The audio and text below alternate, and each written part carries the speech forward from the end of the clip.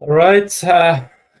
Good morning, good afternoon, and good evening, everyone from around the world that you're joining us today for this great session. So, this is Arash Aghajani from Power Platform Zero to Hero Learning Room and the official Microsoft Learning Room and the Microsoft community.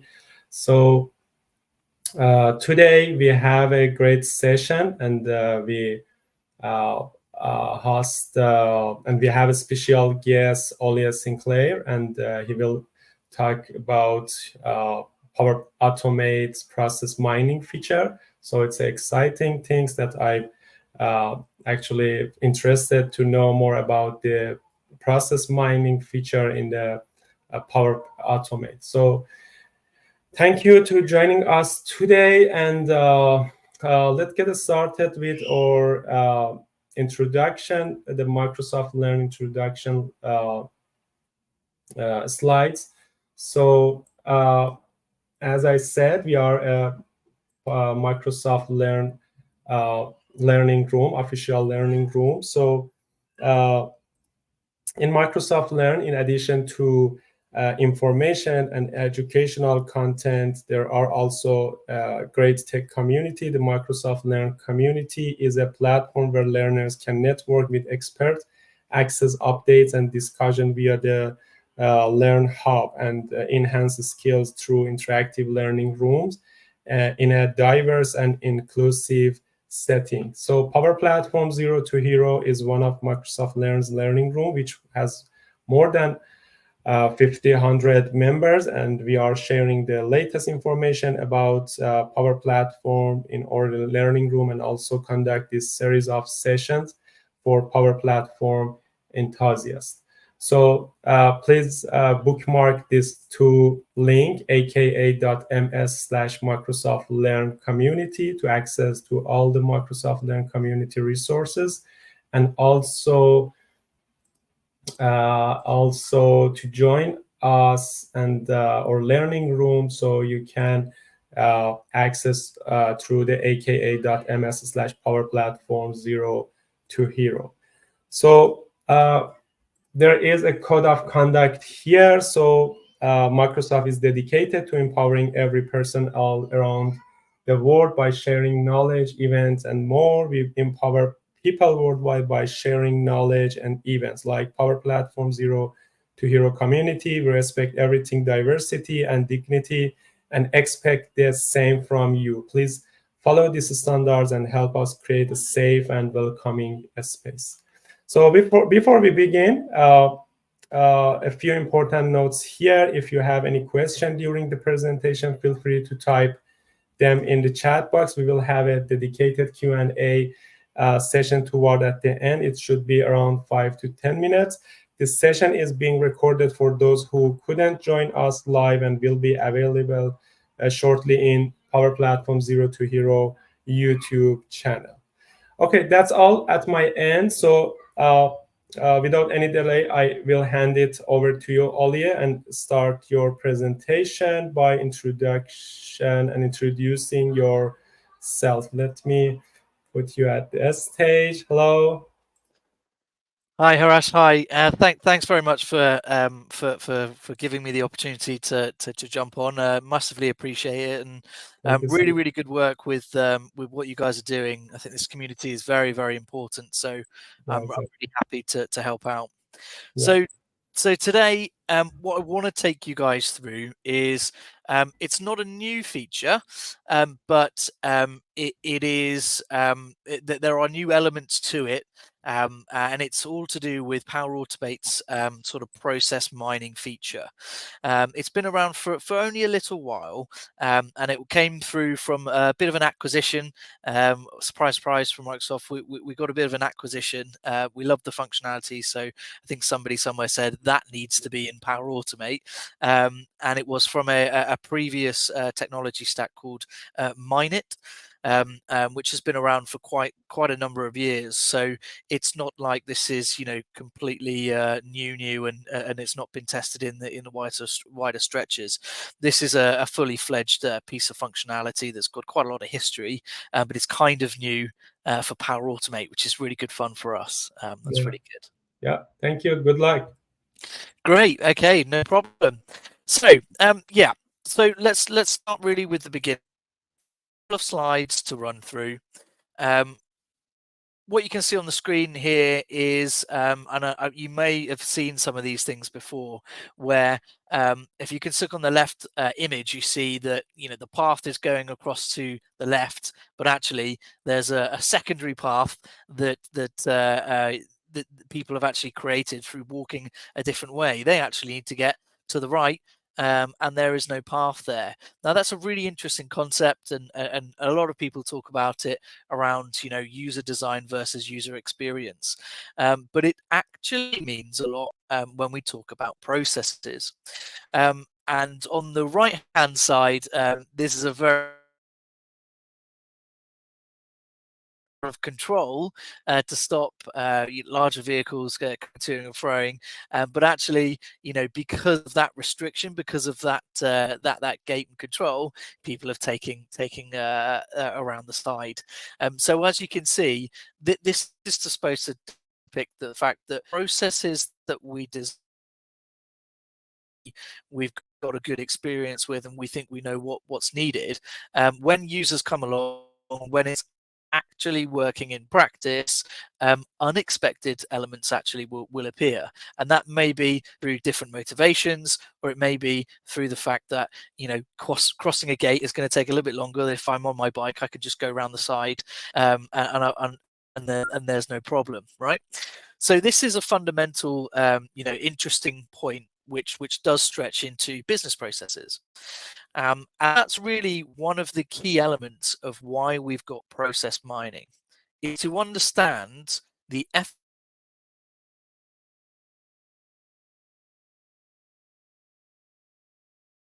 improve Ollie, ways of sorry, working. sorry for interrupting you. So I'm seeing some interruption in your actually voice and also the video. So uh, can you switch your internet connection or something like that? So Okay, no problem. Let me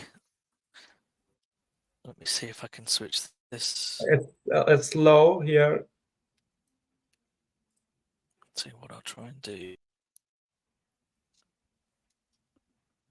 I'll see if I can jump on.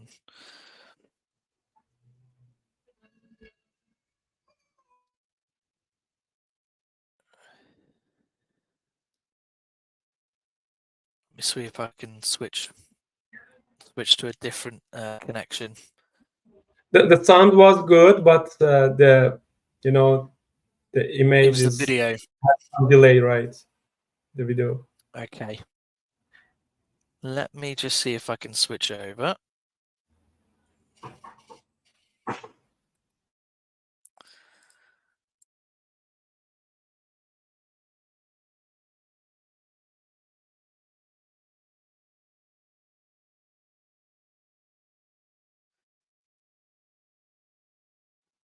Okay, let me know if that's any clearer. Yeah, it's Okay. better. Okay. Is that better? Yeah, it's better. A Is the little. screen still going? Yeah, Okay, no problem. Right, we'll good. I will switch let you over know. to this for now. Okay, go No, ahead. no Okay. problem. Okay, so yeah, so as I was saying, when we look at process mining, you know, uh, it's about understanding and discovering these processes. Now, companies tend to think of their processes as pretty, linear, straightforward workflows, but in reality, processes are complicated due to different iterations, deviations, as you can see in the paths there. That's very typical of what a company's process might actually do. It might take a different path. Now, what we're trying to do is use technology to try and leverage real-time data to identify those bottlenecks, possibly reducing unnecessary steps like the gate, or presenting factual insights, so that companies and organizations and business owners can focus their efforts on improving in the right area. So, process mining, it's been around for a while. It comes from the definition of process intelligence. and from a field of sort of data-driven understanding called data mining. So, and data mining really leverages algorithms and methodologies to explore a given data set. So we have to give it some data, and it will get a full understanding and really importantly a visual understanding of the process. So we can explore, we can do some comparisons, we can really dig into what the data is telling us about the process, rather than trusting users to come up with us and say, okay, well, this is my process, this is what I follow. You can actually get the data, and you can prove what the process is through this technology set. So it's absolutely fantastic to really gain a good insight into what's going on with that specific process. Now, is that important? Where we see some examples maybe from Microsoft, one of the ones that they do plug around process mining is invoice reconciliation or repair or refunds and things like that. And you may be sat there thinking, well, really, Ollie, is this only just for some very straightforward finance processes in your ERP system? Well, actually, not really. This is really around anything that we can try to understand that is a process that can be improved by automation. 60% of all occupations have at least 30% automatable activities, and almost 50% of the global work activities can be automated through current technologies, especially now that generative AI has come along. So what we need to do is to make sure that these organizations are targeting those right, elements of automation. We've got to understand actually what's happening within the processes. And 64% is around data collection and processing. So you can imagine that's going to be an absolutely, a high impact area for us to be able to automate. So how does process mining actually help?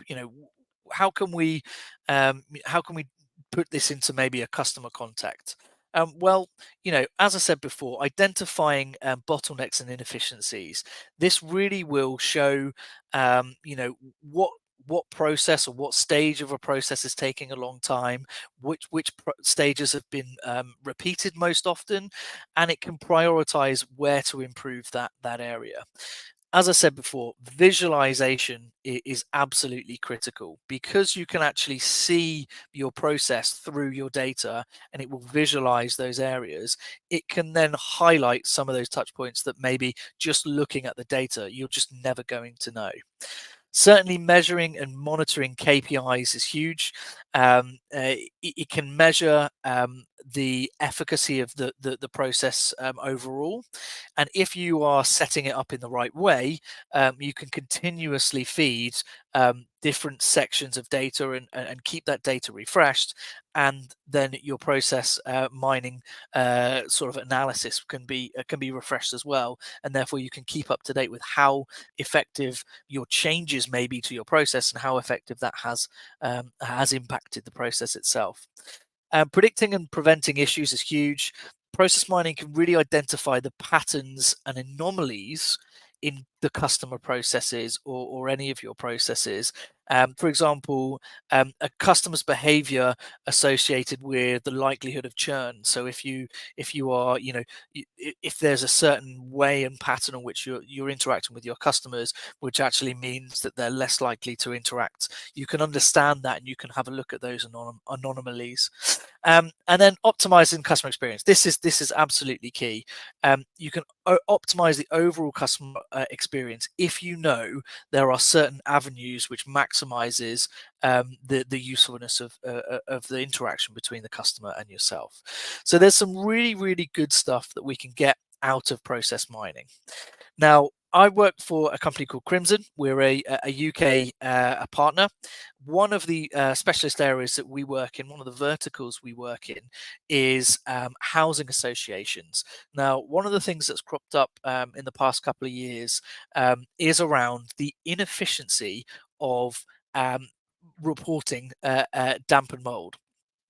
Now, if you look at a damper mold process in a traditional housing association, A tenant, a resident, would potentially notify their housing association, maybe through a letter or a piece of paper to report an issue, or maybe ring up the contact center and say that I think I've got some damp and mold, or I've got a problem in my apartment with damp and mold. Now, if it's a letter that gets mailed out and it gets to the sorting office, somebody picks up that letter, manually logs it onto a system, and then there's some sort of paper-based scheduling where somebody writes down, who's going to be in the area and sends out some information around an inspection. Somebody would then come on to the site, to their apartment, and knock on the door, say hello, do a bit of an inspection to find out how serious the issue is. Then there might be some, note taking, some analysis of the damp and mold, and then that's all pushed back into the office. People have discussions, it gets escalated, and maybe somebody says, "Well, actually, we've got some information here that we can actually help this customer out, this tenant out, and give an option of a repair." So maybe we repair some of the heating elements, or it's the air duct, or whatever it may be. And then another form is sent out, which is filled out around the feedback of the usefulness, whether that's actually worked. And then there's some manual archiving of the process and of what's happened and who was the inspection and who fixed the problem, etc. So as you can see, the problem with those types of that big process is that it is very inefficient. It lacks visibility from where you are in the stages. There's slow response times, and it's really inadequate resource allocation because we're just kind of ad hoc allocating different people to do inspections and discovering which engineer is going to be free, and then trying to do to create an appointment. So if all of this information is effectively one of this process is effectively one of the things that you can concentrate on, and actually trying to have a look at where all of these inefficiencies lies using process mining. So how do we apply process mining to a problem? Well, it's in 4 stages really. The first stage, which is data collection and pre-processing. We then have the process and discovery and analytics. Then it's process optimization. And very, very importantly, which a lot of people do forget about, is continuous monitoring and then iterative improvement on the changes to that process that you've currently made. And process mining will help you in every step of this to make that easier. So what is the first thing to do? We have a look at data collection and pre-processing. So in my example that I showed there, this information could be compiled from different sources. So there could be, the property inspections are on some spreadsheet somewhere. There's tenant communications through the telephony and the contact center. There's also work order management of the repairs in a separate system, and then there's a maintenance schedule that's also shared with everybody as well. And what we would need to do is to collect that information and pre-process that so that we can come up with a good data set that shows all of the stages of this process. And what data mining will need as a prerequisite are just 3 things, 3 elements of data that can be consistent throughout however you're collecting your data. The first one is a case ID, or some sort of identifier that allows us to link all of these different activities to one instance of, reporting a damp and mold, one instance of the process. You also need some sort of timestamp to allow you to understand which stages are going first and which is a sequential order of the stages and the process. And then the task description itself, so the activity type, or what type of activity is happening, whether that's reporting the damp and mold, or fixing the repair, or doing an inspection. It's that sort of task description that you're looking for. Now, if you have those 3, that's arguably all you need to be able to use process mining to be able to get some information. The more attributes you have on top of that, the better you are at analyzing what's going on. I mean that by things like statuses and things like personnel's involved. So if it's different territory, if there are different attributes, say a different type of apartment, it could be lots of different attributes that you can actually start maybe filtering some of this data on and doing some comparison. But arguably, it's really those top three. And when we're going to the demonstration, I'll show you those within the spreadsheet that we've got and how that actually is transformed using process mining.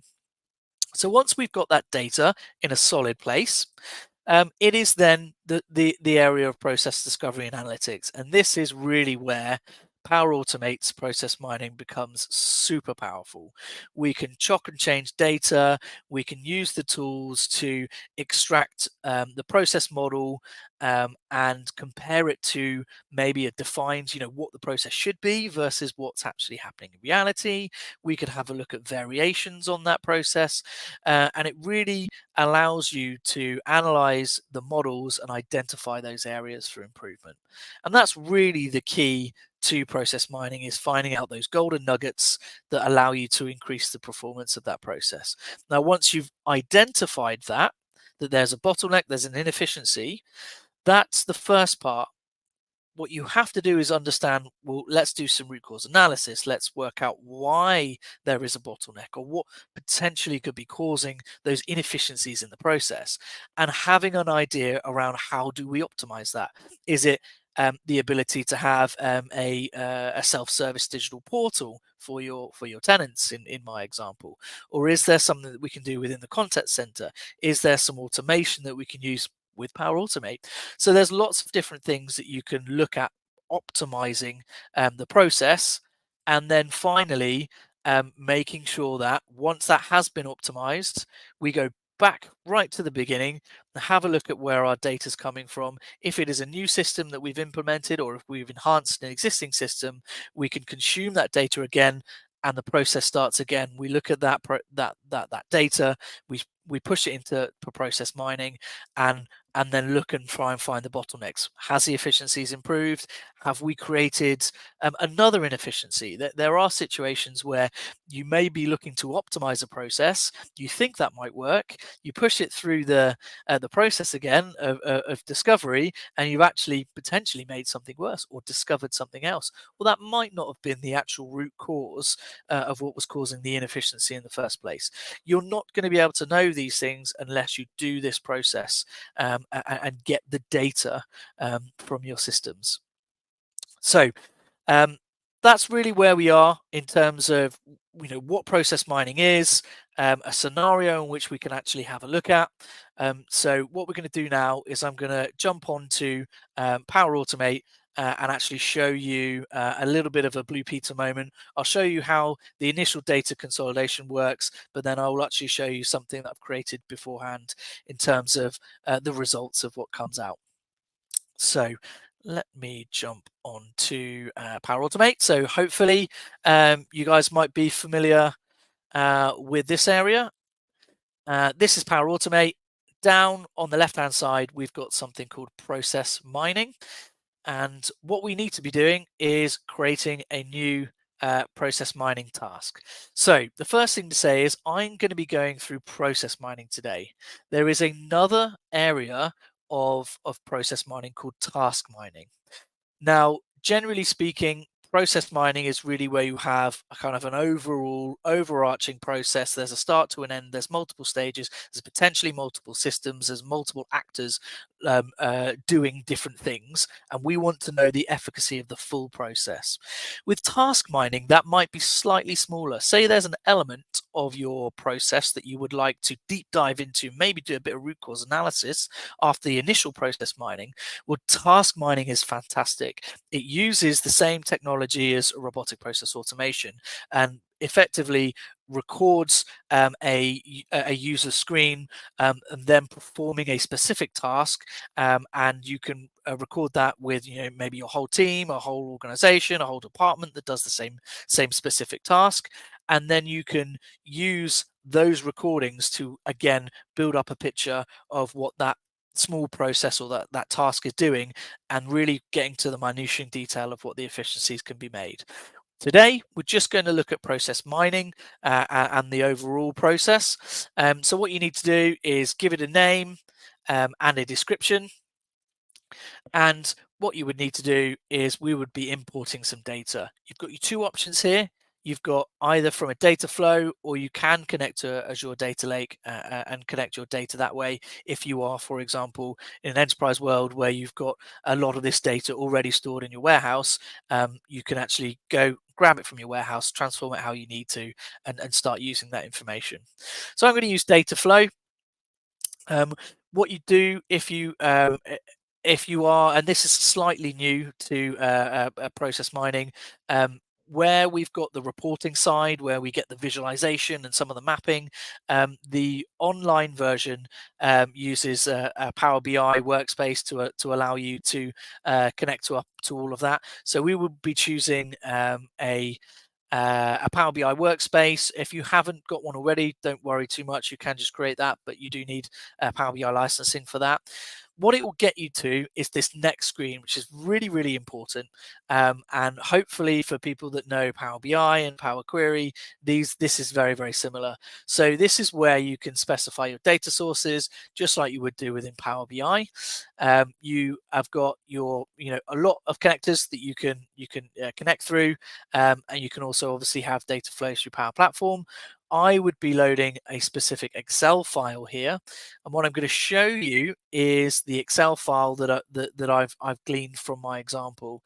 Now, as you can see on here, I'll make sure it's big enough for you guys to see. I've got all of my conveniently all combined together just for this demonstration, but arguably you could have multiple sheets, you could have multiple data sources that shows this. But I've got my description, I've got my start time, I've got my IDs, and I've got some other attributes that I'm going to use to kind of chop and change and investigate on how effective my process is. So I've got a few things here. I actually have a start and end time, which allows me to do a little bit deeper reporting in terms of the stages, but I also have territory, I've got the priority, I've got the category, and then the recommendation. And I've got some additional details here as well. So this is a typical spreadsheet that you would use to load on. So if I was to go and load this on, what it would do, standard way, it would be creating your connection, and you can go ahead and then go and have a look at your data. So again, for anybody that's using Power BI and Power Query, this should be your bread and butter in terms of identifying your data sources coming in from data flows. But what you can do with this data is exactly the same as what you would be able to do within Power BI. This is just a window into Power Query. So looking at this, you can do some transformation. You can replace some values. So for example, if this data was being sourced from different data sources, and maybe the activity was called something similar but not exactly the same, you would be able to find and replace and be able to normalize maybe some of your descriptions, or maybe some of your resources, or if maybe territory was coming in from a different language, you would be able to replace these values so that it was all sort of the same thing. There's lots of other things you can do with Power Query. I'm not going to go into a load of details there. I think for this audience, one of the really important things to think about is when you are using date time fields. One of the areas that I struggle with just generally using Power Query from things like Excel spreadsheets is making sure that the formatting and the locale of your date time fields is correct. So do pay attention to those because it will be needed, because it was one of those three key attributes that you need for process mining to work. But once you've found once you've got your right data in the right way, you've done a bit of transformation, you go ahead and then go next. And this is one of the critical places. This is where we're trying to map that data into some areas. So one of the different things that we need to do is initially look at those three things that we have to find. So the log ID isn't important, so we'll just leave that the event level attribute. But what we're going to do is the report ID is going to match up to the case ID, the activity description is going to be the activity, and then my start time is going to be my event start time. Now I've actually got an event end time, so I'm also going to populate that, and then I've got some other things that I'm going to leave as case level attributes. So you can choose them whether they're event level, so if they're specific to the event you're in, or if they're specific to the top level process. You can choose which one you are. So territory is at the case level. There's a couple of other ones that you can pick and choose. As you can see, it's automatically detected what data type there are, so do be aware of that. But once you've mapped, certainly the top 3 you can go ahead, but if you map as much as you can then go ahead and save and analyze that. So this is where we get into analyzing what happens behind the scenes. So this is my, hold my hands up, this is my Blue Peter moment. So I've clicked that button. It takes a couple of minutes to then analyze your data. Depending upon the size and quality of your data, it's going to present to you something that looks a little bit like this. And what I'm going to do is I'm just going to restart Copilot. Because I don't want to give away any of my my golden nuggets at the end. But what happens is, once that data is loaded into process mining, we actually get presented with this screen. Now, the first thing you can see is, wow, okay, it's already had a look at my data and given me some metrics around my median case duration, average case duration, looping around different activities, how many cases had to be reworked, and my resource count. So how many people were involved in all of those activities that I'm doing. You also got, which is really, really cool, a process map. I will just click up on the top here to show a full view of the process map. And if I zoom into this, you can see that it's actually logged what's happening with my process. So something's been submitted, it's been categorized, the inspection's been scheduled, an on-site inspection has been conducted, and then it deviates. Sometimes it goes to tenant liability, so there may be something that the tenant needs to do. And then sometimes, if I just zoom in, a repair recommendation is made. So we're making a recommendation of repair, we're scheduling that, and then some repair work happens, and then there's some post-inspections as well. But as you can see, it's visually, from that spreadsheet, it's visually pushed on what my stages were, how these cases are run, and what's the sequential order. It's all, this view is by count, but you can also do performance and you can do by rework. So that's fantastic. That's absolutely brilliant. And you can really have a look at that map and play around with it. Variance is one of the really key information that I find very useful when looking at process mining. And this tells me the frequency in which the order is the same and the process that's happened. So if I look at this top one, what you'll see is that the map is now just looking at those top 16 processes that have exactly the same stage sequence. So it's gone ahead, reports submitted, categorized, scheduled, and on-site inspections happen, a repair recommendations made, we've gone ahead and then done some tenant feedback, and then it's the end. So really, really straightforward, but it's interesting that that's quite a high frequency. Now that's really, really useful, and you can glean a lot of information from just looking at the top level process. What you can also do is dive into, as I said, around either the total duration, or if we do mean duration, you can actually have a look at where are your bottlenecks in the top level process, not looking at any filtering on anything. Let's have a look at the top level process. So on average, it's about 19 hours being submitted, 30 minutes for it to be categorized before an inspection scheduled. So there's something really, really, really good happening there. But it takes about 1.5 weeks for the inspection to be scheduled, for the on-site inspection to be conducted. Now, arguably, that kind of makes sense, that it's going to be one of the longest processes because you actually have to, physically go out and do the on-site inspection. But there could be some other things down here that might be maybe some bottlenecks that we can actually have a look at and investigate, and maybe there's some sort of optimization in the scheduling that might help us out there.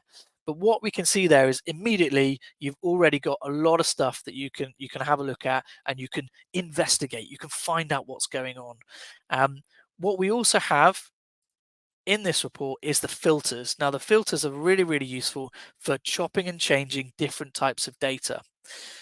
You can say, for example, I want to have a look at the different priorities. So if I say, okay, give me just the urgent priorities, and what does that change to the process design. So the process, yeah, some of it's come off, and it looks as though there's a different way in which the process is working. The case duration arguably has gone down a little bit, and the average case duration has gone down a bit. That's great, brilliant. Well, you kind of would expect that from the urgent ones. But if we were to say, compare that to the low priority ones, you might see that, okay, well, wow, okay, well, we've gone up to 30 odd days. Again, that kind of makes sense. But is there something that we may need to look at in terms of not going too far over maybe our SLAs, where we agree with our customers that we'll at least be able to schedule an inspection and see, even if it is a low priority, by a certain number of days. And there's something we can have a look at there and maybe optimize that process. So there's lots of things you can do as long as you're setting the right parameters. Now, this is a little bit of what you can look at. One of the really, really good things is that you can actually download the process mining app. So this would be a desktop app that allows you to do a lot more with your process once you've done the analysis. Now we're into the app that you can download and have a look. There's lots more things, and you can dive into the map a little bit more. You can have a look at again, you can have a look at the same views that we've looked at. But what's really good is some of this stuff down the left hand side to really dig into some of those details. What I really like is what's known as the process animation, where it takes you through actually what's happening, sort of not in real time, but a fast forward of what's happened from the end of August all the way through, and it's actually showing you where some of these cases are being stacked up. So you can see 6767 are really, we've got about a few that are constantly at that inspection scheduled and not actually being done. So is there something that we can do to try and maximize that? Is it something about the rescheduling? And you can see these peaks and troughs. The greens are where cases have started, and the reds are where they've been closed. So big spikes around here and here. So we could maybe find out what's going on those days, what's going on in the departments in those times, to find out if there's anything that's happening, or what's going on with our tenants in those areas. Maybe it's a Monday morning, who knows?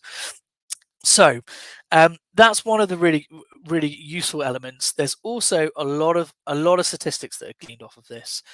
There's lots of things that you can do in terms of the actual raw detail of all of the instances of case. So we've got our 60 cases there. You've got waiting time, activity time. You can filter on those. And you can also do what's known as root cause analysis. So this is where, when I was looking at that, the one thing we didn't have a look at was, how does this differentiate between territories? Is there a more of an efficient territory when we're looking at reporting damp and mold? Maybe they've got more inspectors. Maybe the territory has a different sub process to doing some of these things. Now, what you can see here is, I've had a look and I've said, okay, get me split my different cases by either repair needed or maintenance and advice. And what I'm trying to do is understand where this average case goes up. And as you can see, if I split it between repair needed and maintenance advice, I go from 12 days to 23 days. So I'm like, okay. So is there a problem when we're looking at maintenance advice? Maybe. Let's try and split this by territory now and see how well our territories are performing with maintenance tasks around damp and mold.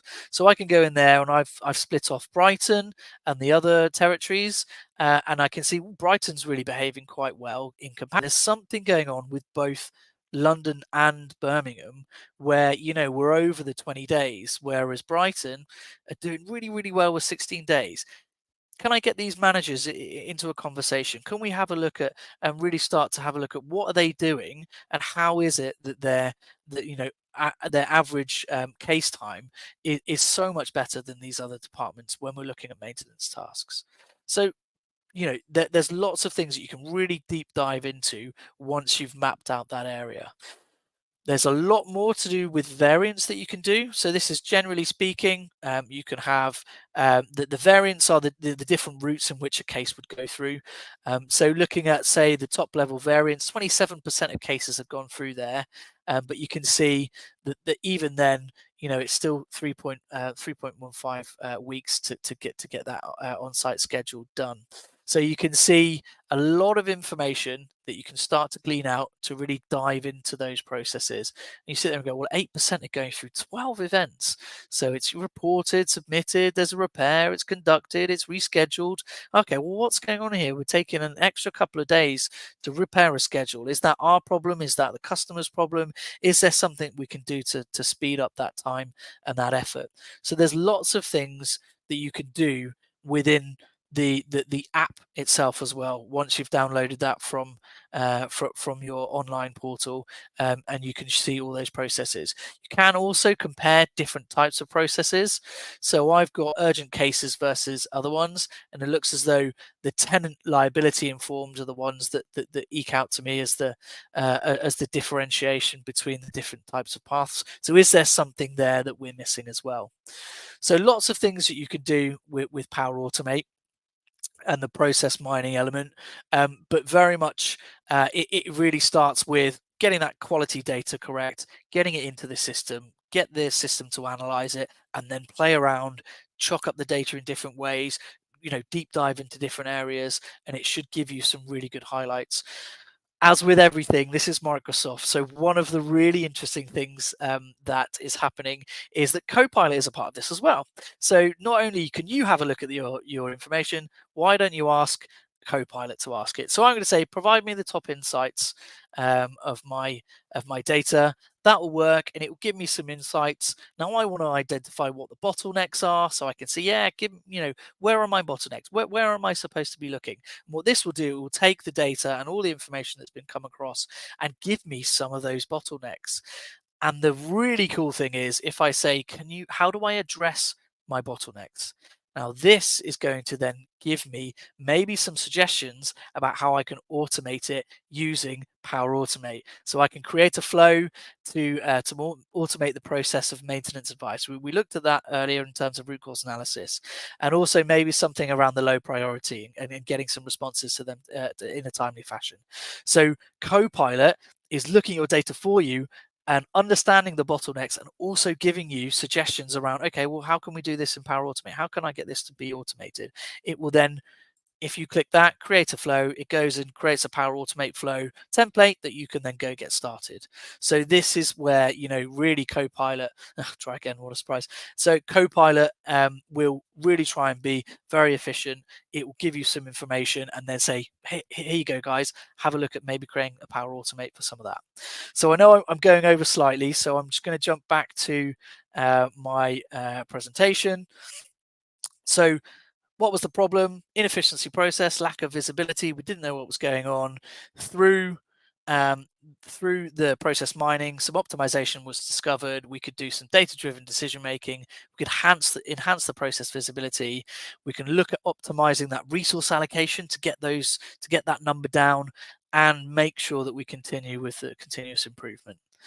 So there's a couple of other elements in terms of process mining, just some artifacts. There is an MS Learn site.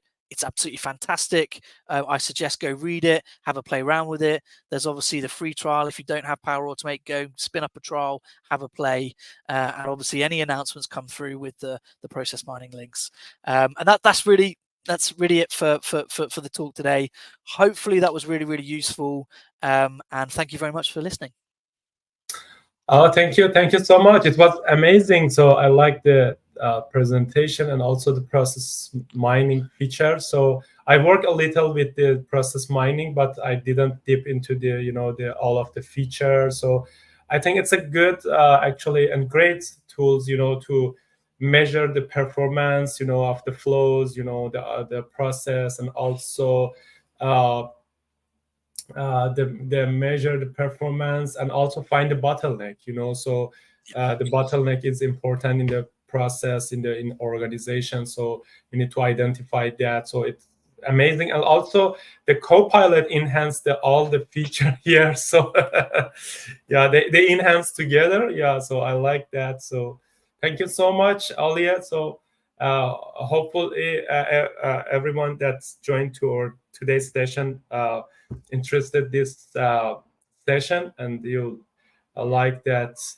And thank you again, all of you, to join us today. So Ollie, thank you so much, and hopefully we have you in our upcoming and the future session and the future session. And that's it for me. Anything else? I'm not seeing any question here in the chat box. So if you have any question, you can put in the chat. Also, one question here. So how about the licensing? So, and the process mining license. So is it free, or do we need to purchase a separate license for this, or it's embedded by the Power Automate license? So you do need Power Automate Premium.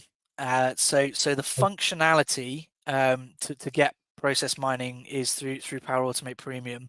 But if you're an organization really looking to enhance the data mining and use this quite a lot, there are some additional add-on for data capacity, because obviously when you're loading on all that data, that is going into into Dataverse. So you've got to make sure that we've got the capacity there to meet that.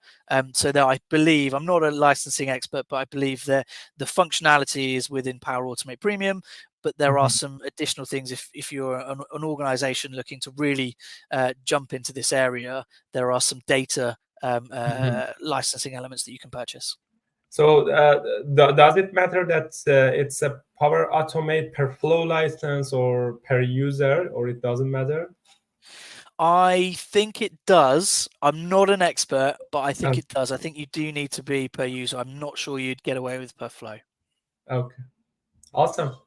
Thank you so much. So Fernando said that, let me share it here. Many thanks, Arash and Ollie, to organize first.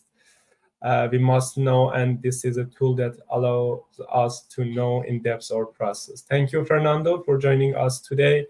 And thank you, everyone. Have a great day. See you next week with our next session. Bye.